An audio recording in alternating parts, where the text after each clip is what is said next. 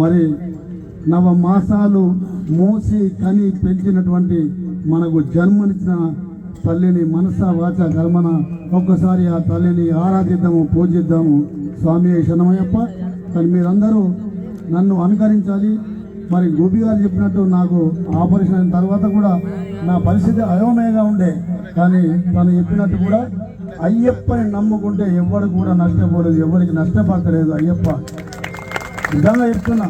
అంటే మన జీవితాన్ని, మన సంసారాన్ని మలుచుకున్నటువంటి దీక్ష, గొప్ప దీక్ష అయ్యప్ప దీక్ష.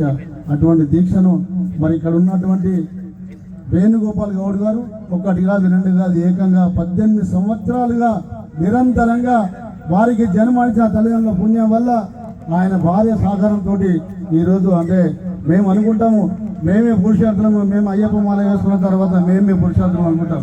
కానీ పూల దండలో దారం ఏ విధంగా అయితే దాగి ఉంటుందో మన వెనుక స్త్రీ శక్తి, ఆమె లేని మనం దీక్ష తీసుకోలేము. మనకంటే ముందు అరగంట ముందే లేచి మరి ఇల్లు ఆకిలి పలుకు తల్లిన తర్వాత పీఠం పెట్టిన తర్వాత స్వామి పీఠం పెట్టాం రండి అంటారు. అంటే అప్పటి వరకు మనని చిన్నయ్యనో లేకుంటే భోషెట్టో ఏమండి అని పిలిచేవాళ్ళు. మనని మాల పెట్టిన తర్వాత మనకు స్వామి, మరి ఆమెను కూడా మనం ఏం పిలుస్తుంటే వసే తసే అంటుంటే, సాయంత్రం గుర్రం ఎక్కించిన తర్వాత ఇంకో ఏమో అంటుంటుంది. కానీ మాల పడ్డ తర్వాతనే ఆమెను మనం ఏమంటాం, మాత టిఫిన్ అయిందా, భిక్ష అయిందా. అంటే ఎంత మార్పు వచ్చింది చూడండి.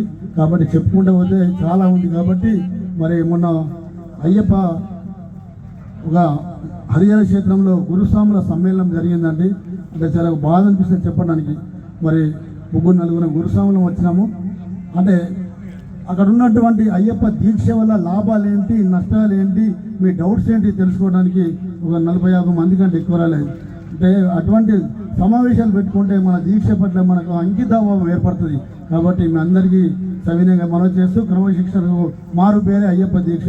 మరి అయ్యప్ప మరి అమ్మవారి పాట పాడతాం కాబట్టి మరి నన్ను అనుకరించుదని చెప్పి దయచేసి మరి గొంతు చిన్నపోయినప్పుడు కూడా మీరున్నారు కదా మంచి ముక్త కంఠంతో మరి నన్ను అనుసరించాలని చెప్పి మనస్ఫూర్తిగా కోరుతూ,